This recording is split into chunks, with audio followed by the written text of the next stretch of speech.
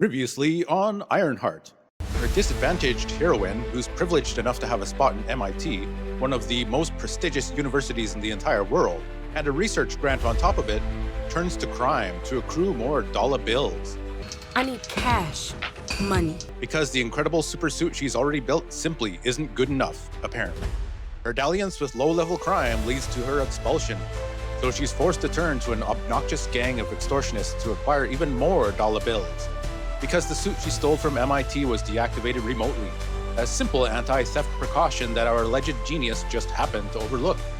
But never fear, superfans, because Riri whips up another fully functioning suit in no time, powered by wind and solar no less, Mine is solar and wind powered. and proceeds to use it to break and enter, vandalize, and assist in corporate extortion. After Parker, her gang leader, and the shadowy figure known as the Hood, shoots a man in front of her very eyes, Riri starts to have some doubts about her... No, not her actions, those are totally fine. She starts to have doubts about Parker and his mysterious cloak. In an effort to steal a bit of the material to analyze, our heroine coerces Obadiah Stane's son, Ezekiel, into lending her a piece of illicit tech, with the promise of keeping his involvement secret. She then double-crosses her team, sets off an alarm that almost gets them all killed as the oxygen is sucked out of the complex, abandons Parker's cousin to die in an attempt to hide her duplicity, leaves the illicit biomesh behind as evidence to connect Ezekiel as an involved party in the crime, and cries about it in her bedroom. If only she'd had Tony Stark's billions to make her iconic suit, which she's already made twice in the show, 3 or 4 times by this point if you're counting Wakanda Forever, she would have never had to turn to a life of crime for easy money. I need cash. Money. Oh, woe is me. And an AI of her best friend pals around with her because she fell asleep during the brain scan during its creation. Whoops. Will our intrepid heroine learn from her mistakes? Will she mend her ways and right her wrongs? Will she atone for her errors and confess to John's death? Or will she come crawling back to Parker for more easy money, while attempting to hide her actions like a treacherous coward, fight the poor bastard who landed in prison because of her irresponsible and selfish actions, make a deal with the devil after seeing just how badly it had corrupted Parker, and learn absolutely nothing in the process? I think you know the answer.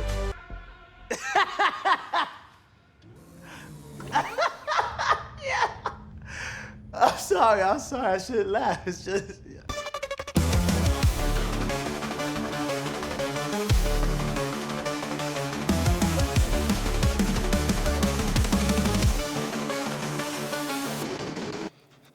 What's that smell?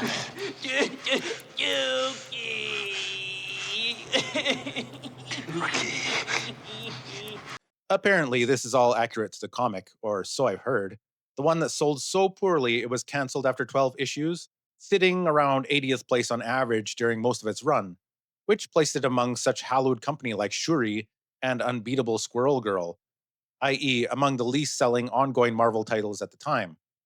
So naturally, the activists at the MCU decided this would be the perfect character to adapt to the big screen. In episode 4, after leaving cousin John to die, Riri, in her infinite wisdom, comes slinking back to the crew she just betrayed as if nothing happened, and asks for more jobs. Parker, you got anything for me? Yeah. I got plans for you. He doesn't even have the decency or wherewithal to stay away. This is basically cousin Johnny's wake. You gotta be some kind of shameless to pull off something like that. She wants to continue her deception and make that cold, hard cash to build a suit she's already built multiple times now. Twice that we've seen in this show. And it ain't over yet. In analyzing Parker's cloak, Riri determines that it runs on internal combustion. Okay. Something's obviously not right about the cloak and Parker himself. Now, you might think this is where a hero or someone with moral fortitude might make the decision to confront Parker or attempt to thwart him in some manner because he's clearly a danger to others. But you'd be wrong. Riri doesn't have moral fortitude, and the only time she thinks about others is when they have a direct influence on her and her feelings. It's a question of motivation. Whereas most heroes are motivated to change others' lives, usually for the better, often at great inconvenience to themselves, be it their personal life, risk to their health and safety, etc., Riri's motivation is self-preservation. She decides to take down Parker because it's obvious he knows she left his cousin for dead. And so she'll take him down before he can take her down, but not without attempting to run and hide first. But we'll get to that. First, though, her AI buddy has to play therapist and soothe her guilty conscience. To her credit, Riri seems to understand her failings pretty well.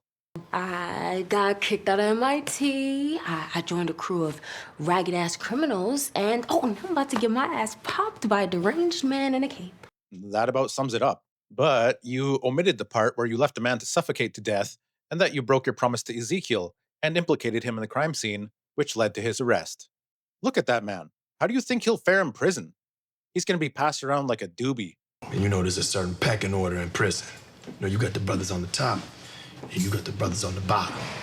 You understand? Yes, I understand that very clearly and very frequently. I do love how everyone in this show can see Riri for what she is, though. You lie, you cheat, you manipulate.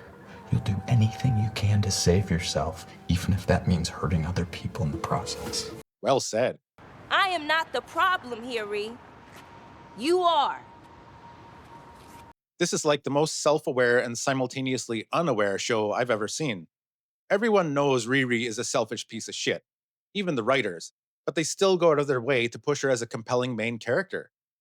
Face it, Riri. You're a criminal. It's like rolling a boulder uphill. So do you think I'm a good person?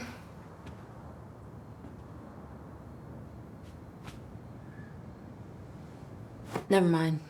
Your obsession with this suit is the reason you got kicked out of MIT. It got you involved with a crime boss and a lunatic who turned himself into a robot. If only she'd learn from it. Are we supposed to feel sorry for her? I certainly don't. All of this is a result of her actions and decisions. Getting back on track, Riri's paranoid about what the Hood will do to her and her family, to the point of even installing security cameras around her house, giving personal shields to the people close to her, and even sleeping in her suit. Her mom sees how stressed she is and takes her to a new age shop where... Mad. Sorry.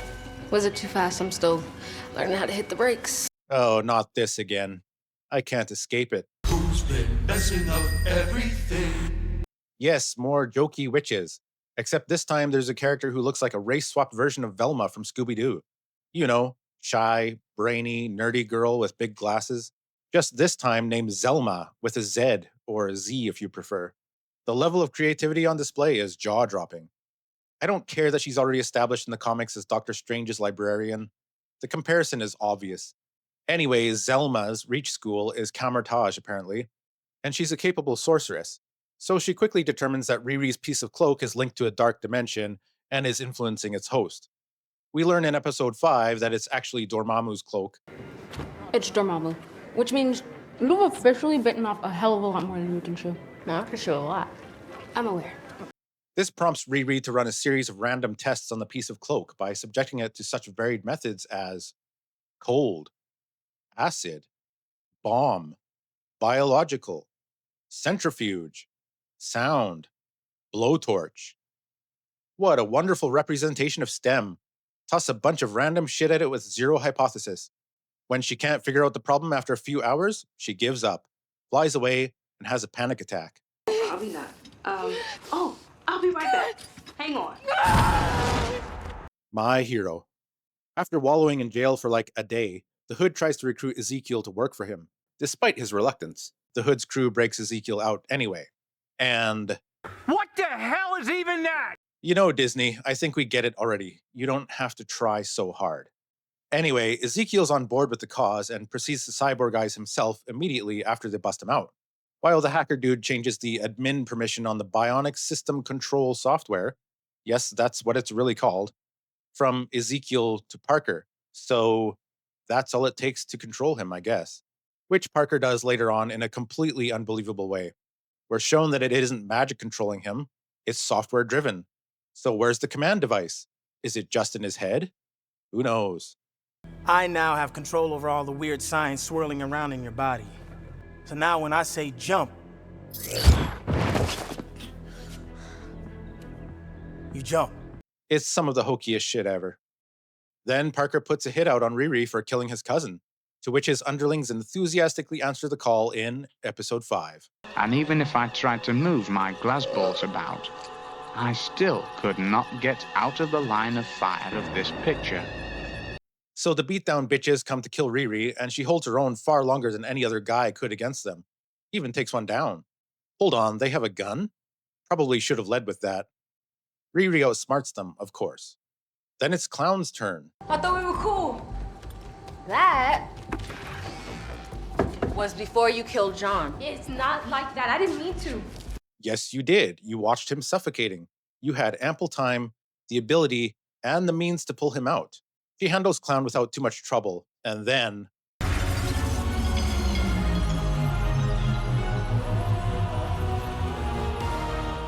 Okay, this scene did actually give me a chuckle. And just when Riri thinks she got away, Cyborg Ezekiel shows up like a third-rate Electro. Like everyone else, he's about done with her, and isn't putting up with her crap anymore. Riri gets her ass handed to her, her suit is totaled, but Ezekiel lets her live, contrary to Parker's orders. And Riri goes running home to Mama. We get this thing again. Out of all the things you could have built with that big brain of yours, why an iron suit? Because I could. You want to try that again? Then she says she's doing it to protect her family because of what happened to her father and her friend, the drive-by shooting. But by virtue of doing so, she's actually put herself and her family in danger. Not to mention getting Parker's cousin killed and motivating Ezekiel to turn into a supervillain. However noble her intentions may be, her actions have made things so much worse. And as the consummate hero she is, instead of facing this latest challenge head-on, pulling herself up by the bootstraps, Riri wants to run away. We shouldn't even be sitting down right now. We should be packing our bags. Riri, you can't keep running. Add cowardly to the tally. Without that suit, I can't protect us, and that is why we need to leave now. Imagine Peter Parker piecing out like that. You wouldn't want to read his comics if he was a spineless coward, would you? Oh wait, nobody wanted to read hers. I guess that makes sense. Remember, with great power comes great responsibility. Are you afraid that I'm gonna turn into some kind of criminal? I feel like there's a lesson in there somewhere. Who knows? Riri has to be talked into staying and fighting by her mom and her AI. There's just nothing likable about this character. Though, as much as I'm running her down, to be fair, it's probably the best scene in the show and actually humanizes Riri a bit. Could have used a lot more of that. Everyone rallies around her, and for the second time in this series, we have to see Riri build a supersuit out of spare car parts and junk in the span of a day or two. It's just the dumbest thing. They even sully James T. Kirk in the process. My friend, I can only say this. Of all the souls I've encountered on my travels, hers was the most human. Sheer fucking hubris. Anyway, this makes 3 different suits we've seen in this show now. The difference is that this time it's infused with magic siphoned from the dark dimension, thanks to Zelma, because there isn't a strong enough power source to support all of Riri's extra add-ons. Let's find magic with magic. Which promptly shorts out Riri's beloved AI, because who needs testing a controlled environment, right? And she's gone. In the meantime, Parker has a falling out with the gang, and flexes on Ezekiel with his admin rights, controlling him like a puppet. Then he goes to extort his estranged father who kicked him out when he was 12. He takes over his dad's company, his assets, everything, and kicks him out of his own home. And that's episode 5. Stop it, please, I beg you! It's a sin! It's a sin! In episode 6, we get the Hood's origin story. Sacha Baron Cohen is seriously slumming it. Mephisto, yes, the Mephisto, saves him from the guards during a failed attempt to rob his own father's house. He makes a deal with the devil to be disgustingly rich, or a king, as the show puts it. And he looks at the fucking camera. Where's the direction? The editing? Cut? One more take? What, did you have him for only a couple hours? We got to do everything in one take? How shameful for an actor of his caliber. You did Borat dirty. How about that? That's good, huh? It's not good for me. Right, now you're supposed to look. Jesus wept. This is an insult to the medium.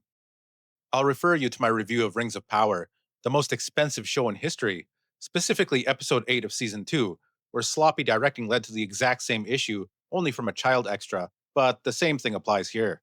You know, director, if a shot isn't working or one of your actors isn't working out as well as they could, you can do another take, or cut that actor out, or fix it in editing, or something.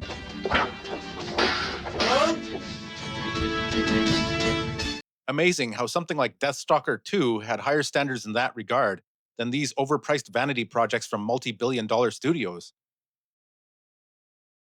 Riri's AI bestie is gone, so she impulsively flies off to confront the Hood without testing her new hybrid suit, as is par for the course, because she reasons that since magic took her AI, magic can bring her back.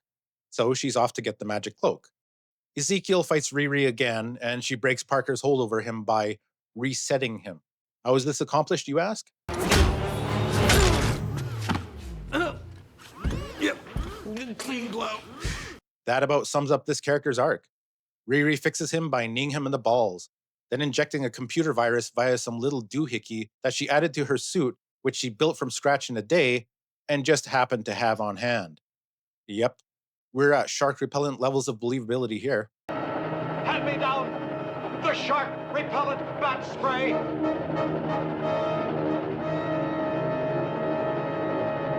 She confronts Parker, battles it out, and gets her ass kicked.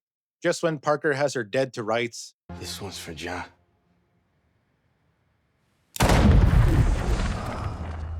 What the hell? Pretty sweet hologram, right? She tricks him and rips his cloak off. Parker goes into immediate withdrawal, like a meth head or something, and Riri wanders into Mephisto's pizza parlor after a short ride in an elevator. We're treated to this wonderful reveal. You can call me Mephisto. Mephisto. Hello. What a waste of this character, putting him in this show. Mephisto wants to cut a deal with Riri, since Parker's out of the picture. He appeals to her victim complex and then to her ego. Someone who, due to no fault of their own, finds themselves always at the short end of the stick. With your once-in-a-generation mind and then my skills, you're capable of building something iconic. And at this point, you're probably thinking, there's no way this character would make this deal. After seeing how it corrupted Parker. Surely not. This isn't Johnny Blaze we're talking about. She's supposed to be a hero, right? This is the moment she can stand up for herself, deny temptation, demonstrate some moral fortitude, draw a line she refuses to cross.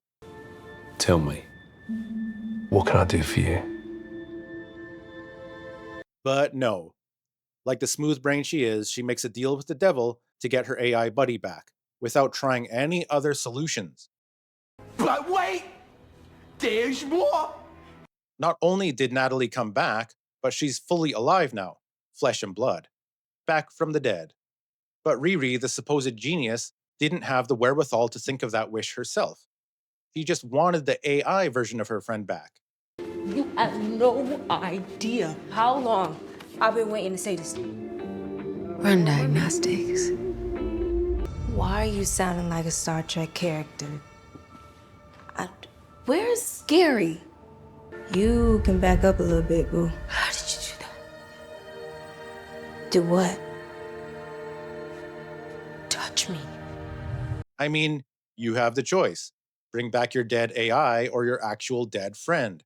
Which would you choose? Now, she wasn't presented with that choice. She was actually given a much broader and open-ended decision to make.